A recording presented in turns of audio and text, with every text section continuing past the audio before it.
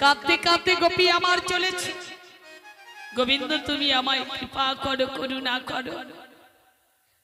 গোবিন্দ গোবিন্দ দুটি বাহু প্রসার করে অমনি করে গোপীর জন্য দাঁড়িয়ে আছে।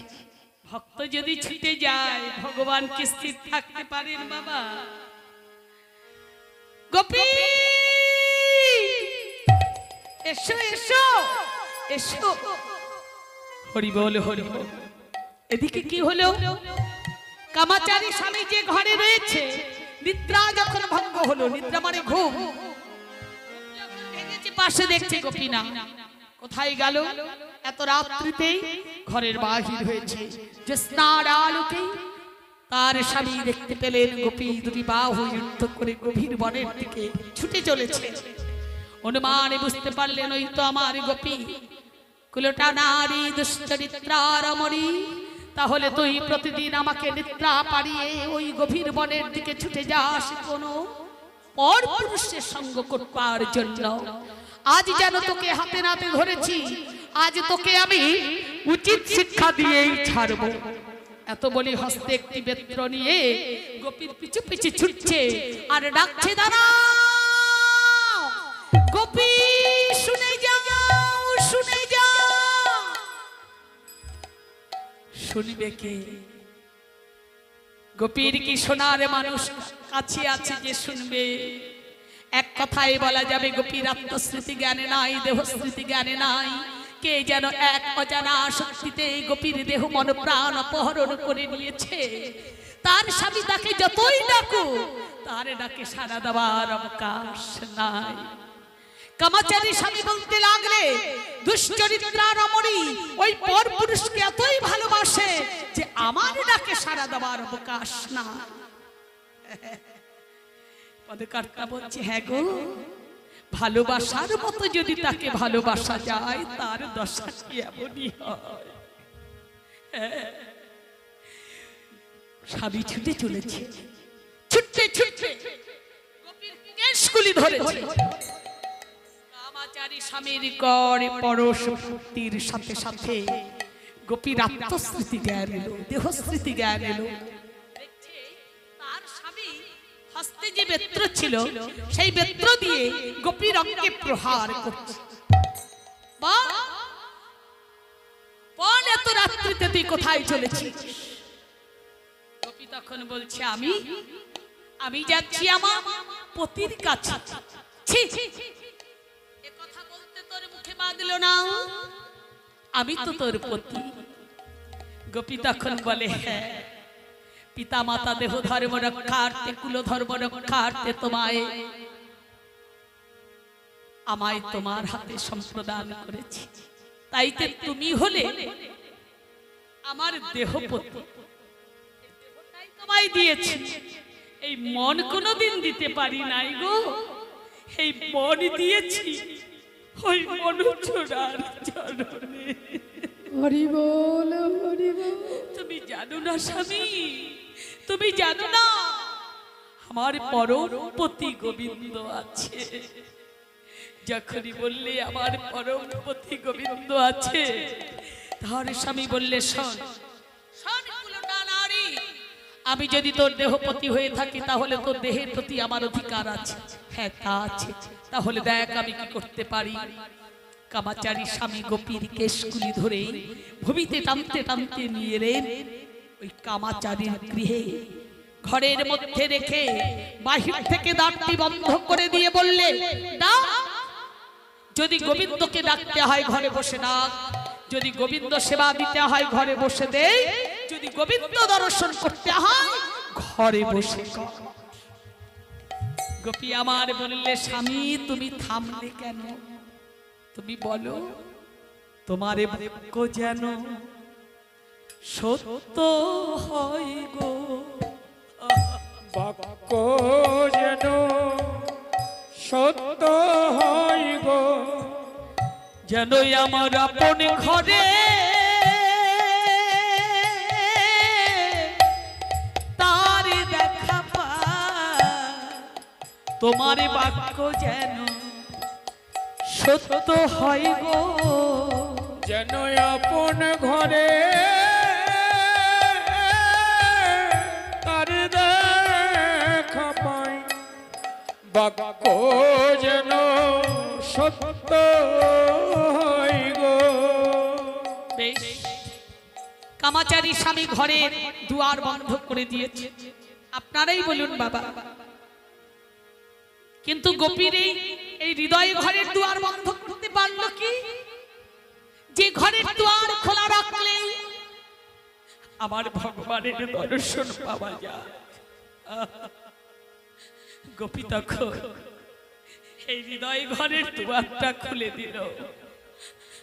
অমনি করে গোবিন্দকে বলতে লাগলো, একদিনের জন্যও যদি আমি তোমায় ভালোবেসে থাকি, একদিনের জন্যও যদি তোমার নামে যদি আমি বাড়ি পরিশোধ করে থাকি, আজ সেই দাবি নিয়ে বলছি, হে গোবিন্দ, আমি আর তোমায় ছাড়া বাঁচব না। তবে তোমার কাছে আমার একটি নিবেদন, এই প্রাণ যাবার কালে একটি বারের জন্য তুমি একবার আমায় দেখা দাও। হরি বল, হরি বল।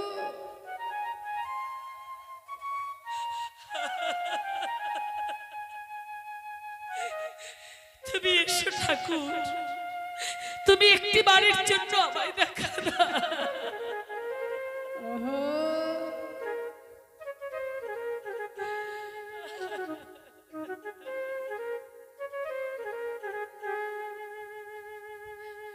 রাধে রাধে রাধে। হরি বল, হরি। আপনারাই বলুন, যদি কোনো ভক্ত গোবিন্দ চরণে সর্বস্ব সঁপে দিয়ে, হৃদয় ঘরের দুয়ার খুলে দিয়ে, নয়নের জল ফেলে যদি একবার তাকে ডাকতে পারে, হৃদয় বোঝাই করা আছে ভক্তি, বলুন আপনারা, তিনি থাকতে পারবে? পারবে?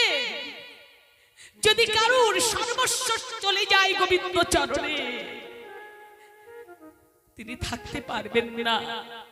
তাই আজ ব্রজগোপী গোবিন্দকে এমন ভাবে ডাকছে, ঘরের দ্বার খুলে দিয়েছে, দুটি বাহু তুলে হপি করে বলে, একবার এসো, একবার তুমি এসো, হে গোবিন্দ, তুমি আগেবার এসে তুমি আমায় দেখা দাও, দেখা দাও, দেখা দাও বলে যখনই গোপী দুটি নয়ন মুদিত করি ক্রন্দান করছে, অনাদি আদি গোবিন্দ আমার স্থির থাকতে পারলেন না। ভক্তের ডাকে ভগবানের আসন চলে যায়। অমনি করে গোপী সম্মুখে এসে দাঁড়ালে, ত্রিভঙ্গবঙ্কি মঠামে যখনই দাঁড়িয়েছে, বললে গোপী গো,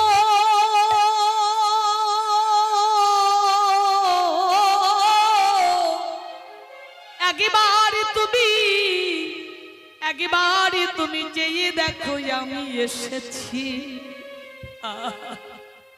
নয়ন মিলন করে গোপী আমার দর্শন করছে, ত্রিভঙ্গবঙ্কি মঠামে গোবিন্দ আমার দাঁড়িয়ে আছে।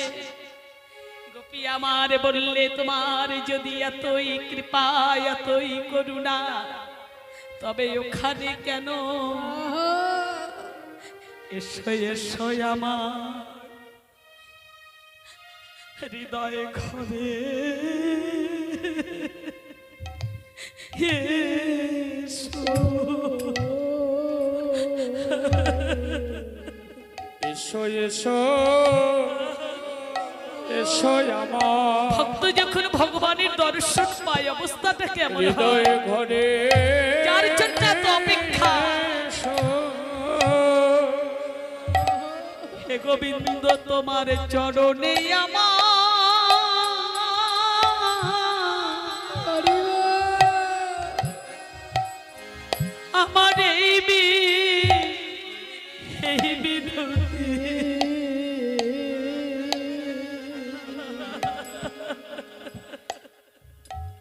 তুমি এসো এসো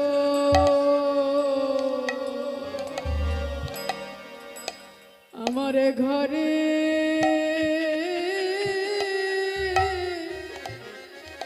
ঘরে এসো এসো ভক্তের বাঞ্ছা পূরণ করতেন বলে গোবিন্দ আমার গোপীর অঙ্গ স্পর্শ করলেন। গোবিন্দের অঙ্গের স্পর্শে চিন্ময় দেহ হয়ে গেল। চিন্ময় দেহ পেয়ে গোপী আমার রাশে পৌঁছালেন। যতদিন আমাদের এই দেহটা চিন্ময় দেহ না হবে বাবা, তার সেবায় লাগা যাবে না। এটা হলো তার কৃপা। আর ওই যে দেহ কামাচারীর ঘরে পড়ে রইল। গোপী আর কথা বলে না। স্বামী দ্বার খুলে দিয়ে বলে, গোপী তুমি কথা বলো। আহা, কে আর কথা বলবে? গোপীকে জড়িয়ে ধরে বলে, আহারে আমি চিনতে পারি না, সত্যই গোবিন্দকে ভালোবেসেছে। কামাচারী কাঁদে আর বলে, গোপী একটু আমার হয়ে বলো গোবিন্দ চরণে, আমি যেন গোবিন্দের চরণে পৌঁছাতে পারি। এ হলো কৃষ্ণ ভক্তের অঙ্গের পরশের গুণ। গোপীর অঙ্গ পরশ করলে আর অমনি কৃষ্ণ ভক্তি জাগ্রত হলো, অমনি নয়নের পথে বাড়ি বইছে, আর অমনি গোবিন্দ চরণে পৌঁছাবার জন্য তখন অন্তর কেঁদে উঠেছে। রাধে রাধে। এবার যদি কারো গোবিন্দ চরণে পৌঁছানোর জন্য অন্তরটা যদি কেঁদে ওঠে, তাই ধরিব কৃষ্ণ কৃপা হবেই হবে। তাই বললেন সাধু সঙ্গের প্রয়োজন। সাধু সঙ্গ করলে যদি কেউ অসাধু থাকে, সাধুর অঙ্গের পরশে সে সাধু হয়ে যায়, হয় না বাবা? তাই সাধু সঙ্গ করতে হবে, বৈষ্ণবের সঙ্গ করতে হবে, ভক্তের সঙ্গ করতে হবে, তবেই এই হৃদয়ে কৃষ্ণ ভক্তির উদয় হবে। ভাগবত পরিষ্কার বললে, ভক্ত সঙ্গ হইতে কৃষ্ণ ভক্তির উদয় হয়। আর কৃষ্ণ ভক্তি হলে আমার গোবিন্দ কৃপা করে। কেমন? তাই আজ ব্রজ সুন্দরীগণ কোন কোন গোপিনীগণ সাজছেন যাবে বলে, বিছুরি গেভ নিজহি দেহ এক নয়নী কাজল রেহ, বাহির অঙ্কিত কঙ্কন এক এক কুণ্ডল দোল। কোন গোপী এক কর্ণে কুণ্ডল আর এক কর্ণে পড়তে যাবে বাঁশি বাজলো। কোন গোপী এক হস্তে কঙ্কন আর এক হস্তে পড়তে যাবে বাঁশি বাজলো। কোন গোপী এক চরণে যাবক পড়েছে, যাবক মানে আলতা, আর এক চরণে পড়তে যাবে বাঁশি বাজলো। পড়া হলো না। কোন গোপী এক নয়নে অঞ্জন, অঞ্জন মানে কাজল, আর এক নয়নে পড়তে যাবে, বেজে উঠেছে বাঁশি। কোন গোপী দেখা গেল নয়নের যাবককে নিয়ে চরণে পড়েছে, এই চরণের ওই নয়নের অঞ্জন নিয়ে চরণে পড়েছে। এ কি অনুরাগ! এমন অনুরাগ না হলে কি কৃষ্ণ মেলে? এমন অনুরাগ না হলে কি আমার গোবিন্দকে পাওয়া যায়? এইভাবে এইভাবে গোপিনীগণ চলেছে, একসঙ্গে শত কোটি গোপিনীগণ চলেছে। কিন্তু কি জানেন, কেউ কারুর দিকে চাইবার অবকাশ নাই। লক্ষ্যটা আছে গোবিন্দের দিকে, তাদের অন্যদিকে লক্ষ্য নয়। সে ছিল ছন্দ নিবিক বন্ধ, বেগে ধাবত যুবতী বৃন্দ। সে ছিল ছন্দ নিবিক বন্ধ, বেগে ধাবত যুবতী বৃন্দ। খসনা বসনা রসনা চেলি গলিত বেবি লোলনি। আরে খসনা বাসনা রসনা চেলি গলিত বেনি লালনি। বলি অনুরাগে তারা ছুটে চলিল, অনুরাগে তারা ছুটে চলিল। বলি কৃষ্ণ নাম বদনে লয়ে, অনুরাগে তারা ছুটে চলিল। কৃষ্ণ নাম বদনে লয়ে, বলি একবার কৃপা কর বলে, বদনে লয়ে, একেবারে কৃপা করো বলে কৃষ্ণ নাম বদনে লয়ে, অনুরাগী তারা ছুটে চলিল।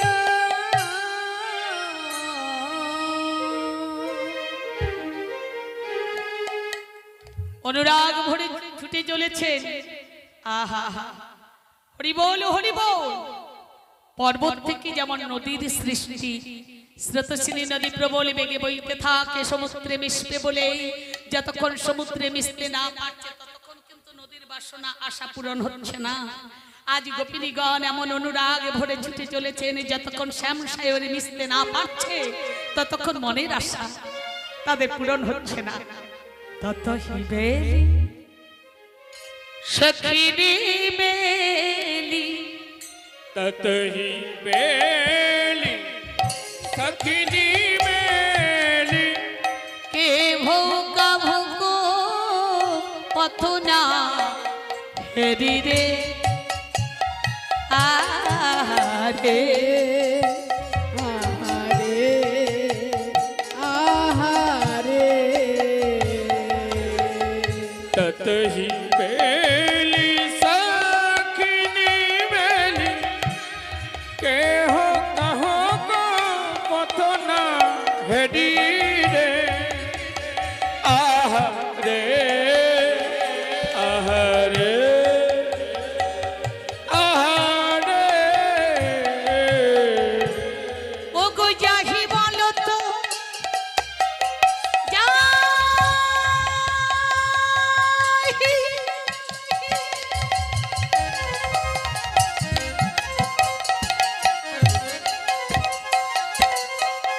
যাহি বলো তো তাহি জগৎ কি বলে? হইছে মিলন গোকুল চন্দ, হয়েছে মিলন গোকুল চান্দ।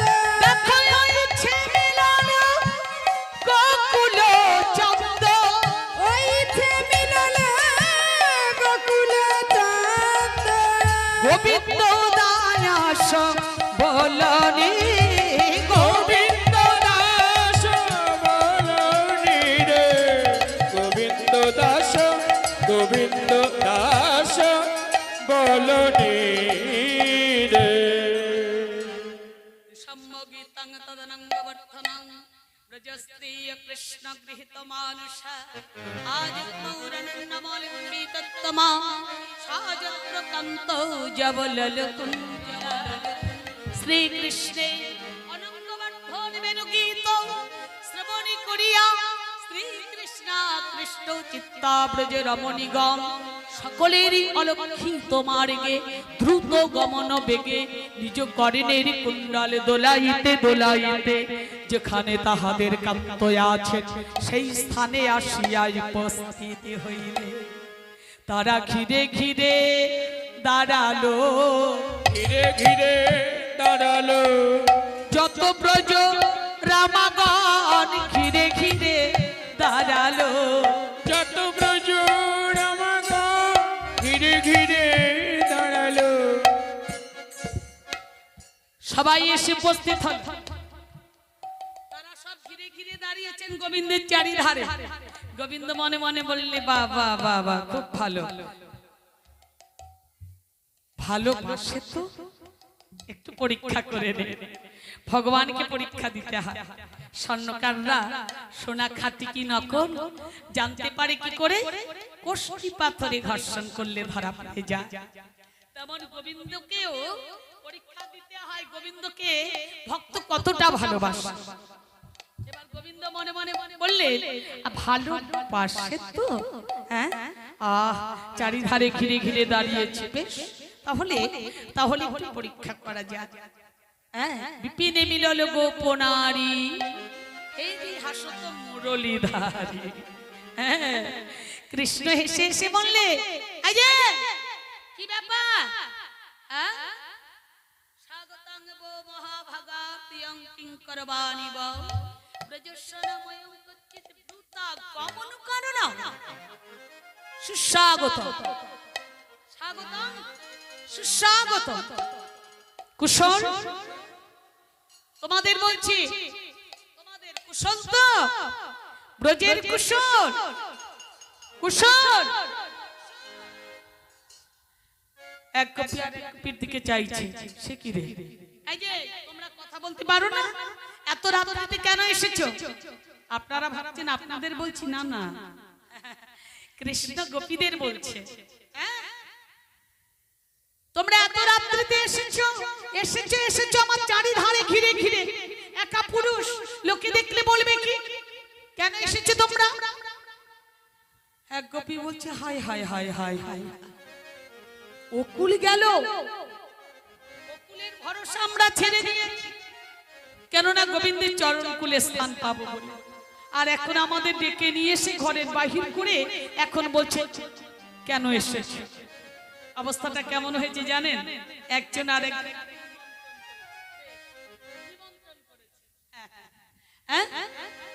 আগামীকাল দুপুর বেলা আমার বাড়িতে দুটো অন্ন সেবা করবে, নিমন্ত্রণ সেরে গেলাম, আর কিন্তু বলতে টলতে আসবো না। তিনি বলছি, না না, এমন করে বলতে হবে না, আপনার নিমন্ত্রণ আমি গ্রহণ করলাম, যথাসময় আপনার গৃহে আমি পৌঁছাবো। বেশ, আসি গো। হ্যাঁ হ্যাঁ, চলে এলেন নিমন্ত্রণ করে।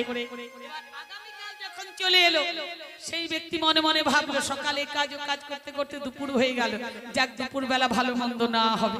হ্যাঁ, ক্ষুধাও পেয়েছে। এবার নিমন্ত্রিত ব্যক্তি এবার চলেছেন যার বাড়িতে নিমন্ত্রণ, এবার বাড়িতে উপস্থিত হলো, কাউকে দেখতে পাচ্ছে না। উফ, বাবারে, ক্ষুধাও পেয়েছে। বাড়িতে কেউ আছেন নাকি গো? আছেন নাকি বাড়িতে? যিনি নিমন্ত্রণ করে এসেছিলেন তিনি ঘর থেকে বাহির হয়ে, কি ব্যাপার এমন দুপুর বেলা আমার বাড়িতে, কি মনে করে, কি ব্যাপার? আর আপনারাই বলুন, অন্য লোক বললে না হয় মানা যেত, উনি জানেন না, যিনি করেছেন হাত জোড় করে নিমন্ত্রণ, তিনি যদি এবার বলেন যে আমার বাড়িতে কি মনে করে এমন দুপুর বেলা, তাহলে আপনাদের মনে কি প্রশ্ন জাগবে? এ কি রে বাবা, গোপিনীদের তাই হয়, মোহন মুরলীতে হ্যাঁ ডেকে নিল, এসো। আর এনে এখন বলছি কেন এসেছে? ও তাই কও হে গোপী, কিসের লাগি এই গহন বনে এলে হে? এ ঘটনা চলি তোমরা আপন পতি ত্যায্য করে, এ ঘটনা চলি এই মাঝে গোপী কিসের লাগি এই গহন বনে এলে? কেন এসেছো?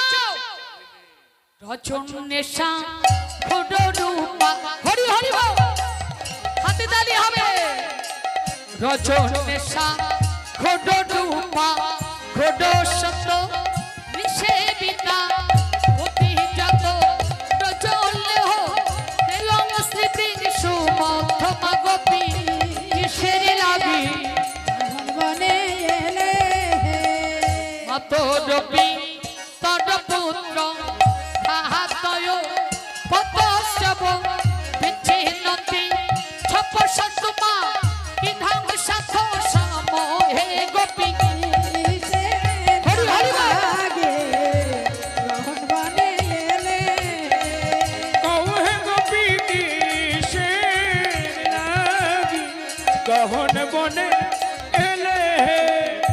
এই যে মাতা পিতা এমনকি পতিত্যাগ করে তোমরা এসেছো, কাজটা ঠিক করেছো? যাও বলছি। ও যাবে না, দর্শন করবে। দৃষ্টাঙ্গ বন কুসুমিত রাকেশক রোডঙ্কিত যমুনাদি লই যতরু পল্লব সঠিত হে গোপী। হরি হরি বল। লাগে গ্রহণ বনে এলে যাও যাও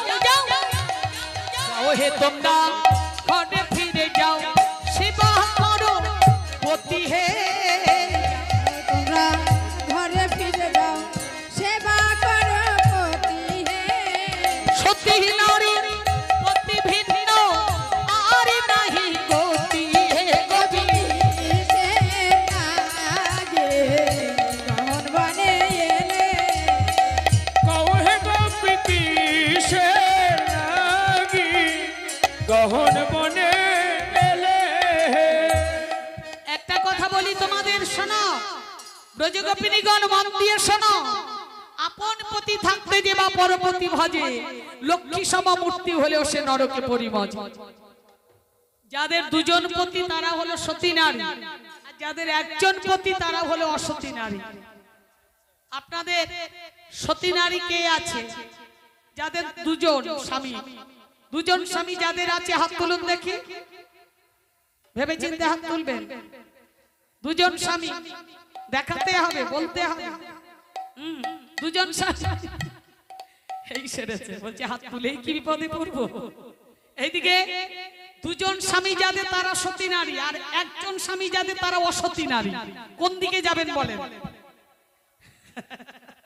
কেমন বিপদে পড়েছে দেখেছেন? কি হলো, কি হলো? তাহলে কি অসতী না সতী? একজন আচ্ছা ঠিক আছে, ঠিক আছে, একজন পেলাম, একজন সতী নারী একজন পেলাম। আর যাদের যাদের হাত ওঠেনি তারা অসতী, তাহলে প্রত্যেকের একজন করে স্বামী, তাই তো? মুখে বলতে হবে না, মাথাটা এই করলেই আমি আচ্ছা এদিকে একটু বেড়েছে যা। আচ্ছা ব্যাপারটা বুঝিয়ে বলি। একজন স্বামী আমাদের আছে, পিতা মাতা দেহ ধর্ম রক্ষার্থে কুল ধর্ম রক্ষার্থে যার হাতে সম্প্রদান করেছে তিনি হলো দেহপতি। আর এক পতিকে জগৎপতি। তাহলে জগৎপতি কৃষ্ণের পুজো করেন, হ্যাঁ কি না? মাথাটা এখন মাথা নড়ছে। তাহলে জগৎপতি কৃষ্ণ আর দেহপতি এই দুই হলো স্বামী। তাহলে এই দুই পতি সেবা হয়, হ্যাঁ কি না? হ্যাঁ কি না? হয়। তাহলে দুই পতি সেবা যাদের আছে তারা হলো সতী নারী। তাহলে আপনারা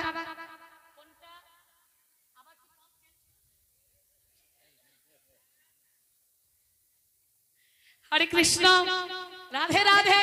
বেশ, হ্যাঁ তাহলে দুজন পতি যাদের সব হাত উঠবে, হাত উঠবে, উলুধ্বনি হবে। রাধে রাধে রাধে। বেশ, হ্যাঁ বোঝা গেল। বাবা মনে মনে ভাবছে, বাবা দুজন পতি যদি হাত তুলি তাহলে দেখাতে পারবো না। আচ্ছা রাধে রাধে। তাহলে গোবিন্দ বলছে শোনো, সতী নারী কর্তব্য পতি সেবা করা। যাও যাও। এক গোপী বলছি যাবো না, সব দিয়েছি তোমাকে। আরে বাবা যাও বলছি না। তোমরা জানো দুঃশীলা দুর্ভাগারী অন্ধবা নির্ধন সতী নারী নিজ পতি না ছাড়ে কখন। মালাবতী নামে সতী ছিল, তার স্বামী যতই দুর্বল হোক না কেন, ব্যাধিগ্রস্ত হোক না কেন, পতিকে ছাড়া কিছু জানতো না। তো সতী নারী কর্তব্য তাই। যাও। এইভাবে কৃষ্ণ যখন কহিতে লাগিল, সোনার পর্বত বেয়ে যেন গঙ্গা নেমে এলো। গোপিনী গান ক্রন্দন করছে আর বললে কৃষ্ণ। কেউ বলছে প্রাণনাথ, কেউ বলছে হে গোবিন্দ, আমরা ও ঘরে আর যাব না। যদি তোমার এই চরণে স্থানে না হয় তাহলে যমুনায় ঝাঁপ দেব, তোমার নাম বলতে বলতে প্রাণ বিসর্জন করব। গোপিনী গান এই অনুরাগ নিয়ে সবাই মিলে দুটি বাহু তুলে যমুনার তীরে এসে দাঁড়িয়েছে। এবার কৃষ্ণ কৃষ্ণ বলে যখনই ওই যমুনায় ঝাঁপ দেবে, হরি বল হরি বল হরি বল। গোবিন্দ পিছু থেকে বললে দাঁড়াও দাঁড়াও, আমি তোমাদের পরীক্ষা করেছিলাম। গোপিনীগণরা ভেবেছিল অনেক কথা বলবো, এক গোপী বলছে না বললে দরকার। অনেক কথা গোবিন্দকে বলা হয়, তুমি চোর, তুমি ধার্মিক নও, হ্যাঁ তুমি পথে চলতে বলো, কিন্তু তুমি মানুষটি ভালো নয়। কিন্তু গোপিনীগণ বলছে না আজ আর বেশি কথা বলবো না, যদি ইচ্ছে হয় চরণেই রাখবে। তাই হলো। এইবার কি করলো? গোবিন্দ বলছে দাঁড়াও, আমি তোমাদের পরীক্ষা করেছিলাম তোমরা আমায় কতটুকু ভালোবাসো না, সত্যিই তোমরা আমায় ভালোবাসো। আজ আমি তোমাদের রেখেছি, তোমাদের সঙ্গে রাস নৃত্য করব। বেশ খুব আনন্দ। এতক্ষণ শতকোটি গোপী ছিল, এক কৃষ্ণ ছিলেন। এবার যত গোপী তত কৃষ্ণ। এবার কৃষ্ণ আমার মা যোগমায়াকে আশ্রয় করলেন। এই রাসলীলা হলো যোগমায়া আশ্রিত লীলা। কেমন? এইবার কি করলেন? কৃষ্ণ আমার রাসমঞ্চটি নির্মাণ করছেন। কেমন করে? কাঞ্চন মণিগণ জননীর মায়াল, কাঞ্চন মণিগণ জননীর মাল, কাঞ্চন মণিগণ আরে জননীর মায়াল রমণী মণ্ডল সা, আজ রমণী মণ্ডল মাছ হিমাছ মহামন কত শ্যাম শ্যামর নটবর। দুই গোপী এক কৃষ্ণ। এইভাবে সবাই মিলে অমনি করে দাঁড়িয়েছে। দুই গোপী এক কৃষ্ণ, দুই গোপী এক কৃষ্ণ। হরি বল হরি বল। এত সুন্দর লাগছে আজ। দেখো দেখো দেখো, চেয়ে দেখো, মধুময় শ্রী বৃন্দাবনে অপূর্ব শোভা। হ্যাঁ, কত কত পদুমিনী গুনগুন গুনগুন করে গান গাইছে। মুখথাল গোবিন্দ দাস, পদকর্তা গোবিন্দ দাস এক পার্শ্বে দাঁড়িয়ে বলছেন মাধুর্যময় লীলা।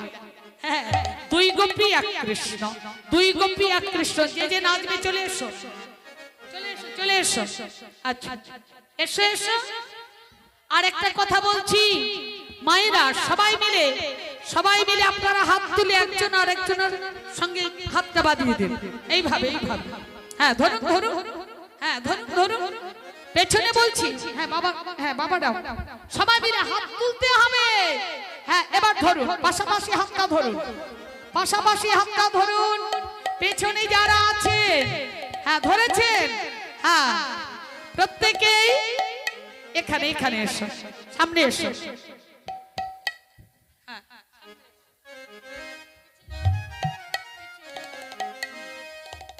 ধরো ধরো, দুজন দুজনে দাঁড়াও।